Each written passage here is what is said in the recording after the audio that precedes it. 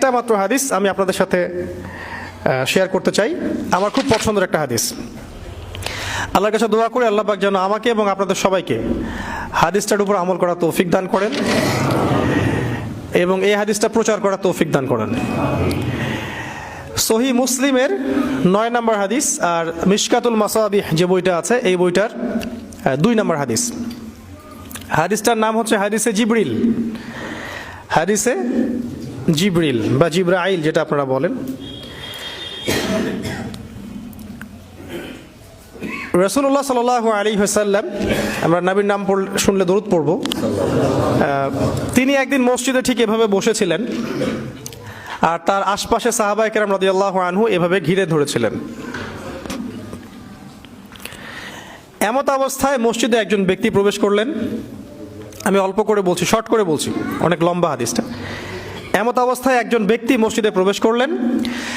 প্রবেশ করে একদম নবী সাল্লাল্লাহু আলাইহি ওয়াসাল্লামের হাঁটুর সাথে হাঁটু লাগিয়ে দিয়ে বসলেন। তাহলে কিভাবে বসলেন?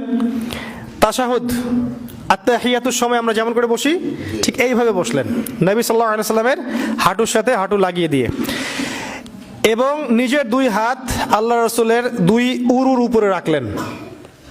টিচার আর ওস্তাদের বসার আদবটা বুঝতে পারছেন? অবশ্য উনি বসে বলেন নাই রাসূল সাল্লাল্লাহু আলাইহি ওয়াসাল্লাম একটু তাকান, একটা ছবি তুলি, উনি এটা বলেননি। উনি গিয়ে বসলেন। আপনি গেলে কি করতেন? হুজুর একটু তাকান, আপনার ফোন নাম্বারটা একটু দেন হুজুর।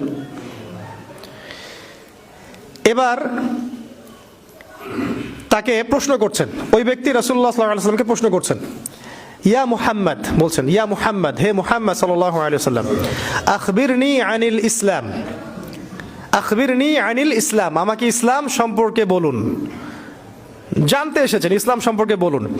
আর যে ব্যক্তি আসলেন তার চুলগুলো ছিল খুবই কালো, ঘন কালো চুল, ঠিক আছে, কুচকুচে কালো, আর জামাটা ছিল খুব সাদা, ধবধবে সাদা। মানে সফর করে আসলে যে একটা চিহ্ন থাকে, এরকম কোনো চিহ্নই তার মধ্যে নাই। মনে হলো আকাশ থেকে টুক করে পড়ছে এরকম। খুবই সুদর্শন, খুবই সুদর্শন দেখতে।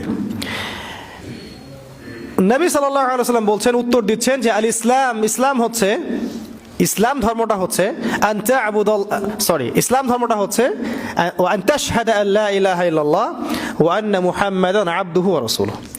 ইসলামের প্রথম বিষয়টা হচ্ছে তুমি আল্লাহ ছাড়া কারো ইবাদত করবে না এবং এই সাক্ষ্য দিবে যে আল্লাহ ছাড়া কোনো ইলাহ নাই আর মুহাম্মদ সাল্লাল্লাহু আলাইহি ওয়াসাল্লাম আল্লাহর বান্দা এবং রাসূল। এই সাক্ষ্যটা আগে দিবে। মানে কি? মানে হচ্ছে তুমি আল্লাহর সাথে শিরক করতে পারবে না।